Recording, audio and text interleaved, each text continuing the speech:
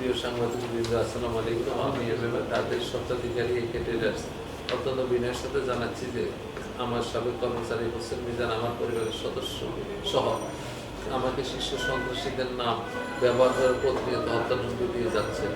হোসেন মিজান বিগত ফ্যাসিস্ট সরকারের দোসর এবং জুলাই আন্দোলন ঠেকাতে সশস্ত্র হামলার অন্যতম অর্থ যোগানদাতা ও বৈষম্যবিরোধী ছাত্র আন্দোলনে ছাত্র হত্যা দায়ে নারায়ণগঞ্জ জেলার সিদ্ধিরগঞ্জ থানা মামলা নম্বর ৯/৬ জানুয়ারি ২০২৫-এ এজাহারভুক্ত ১৩ নম্বর আসামি।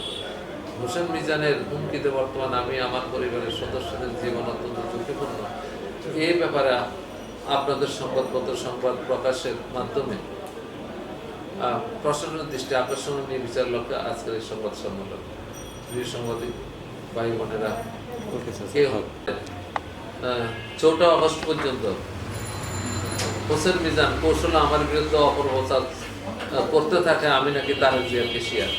আওয়ামী লীগ সরকারের আমলে বিভিন্ন প্রভাবশালী এমপি মন্ত্রী, বিশেষ করে ভোলাদিন আসনের সাবেক এমপি নুরনবী চৌধুরী শাহ এবং ভোলা ৪ আসন সাবেক উপমন্ত্রী জ্যাকবের সাথে গভীর সখ্যতার কারণে প্রভাব খাটিয়ে আমার টাকা ফেরত না দিয়ে আমাকে মামলা হামলা ও প্রাণনাশের হুমকি দিয়ে আসছিল। এরই মধ্যে প্রচুর অবৈধ সম্পদ অর্জন করে হোসেন মিজান।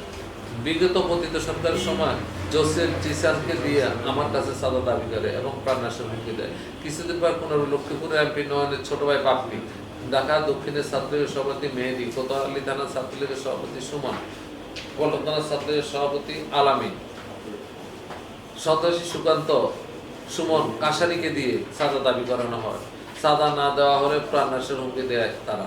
তখন আমার 2 ছেলে হোসেন মিজানের সন্ত্রাসী বাহিনীর ভয়ে সপরিবারে ইউএসএ চলে যায়। বোরহানউদ্দিন উপজেলার হাকিমউদ্দিন ইউনিয়ন হোসেন মিজানের এক পালিত সন্ত্রাসী পাবেল হাওলাদারকে কন্ট্যাক্ট দেয় আমাকে আমার পরিবারের সবাইকে শেষ করে দিতে। বিনিময়ে পাবেল পাবে হাকিমউদ্দিনের একটি দোতলা বাড়ি, ঢাকার ক্যান্টনমেন্টে একটি ফ্ল্যাট। বিএনপি নেতা পরিচয় দেয়া সন্ত্রাসী পাবেলের গ্রামের বাড়ি হাকিমউদ্দিন ইউনিয়নে হলেও সে ঢাকায় বসবাস করে।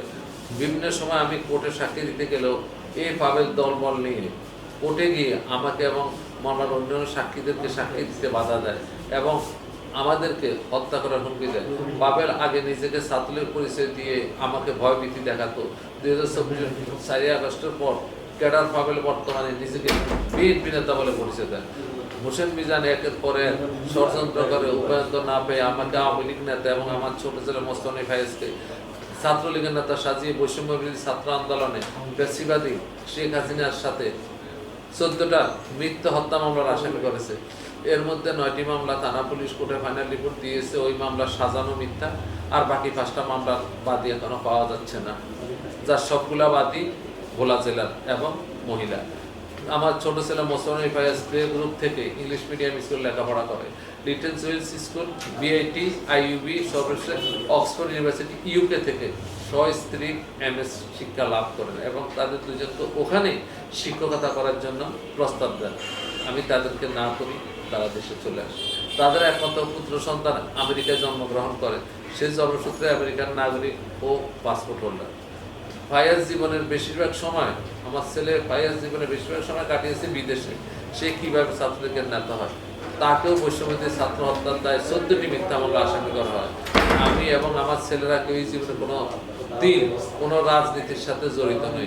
প্রিয় সাংবাদিক ভাই বোনেরা, ফিলিস্তিনিরা ইহুদিদের আশ্রয় দিয়েছিল।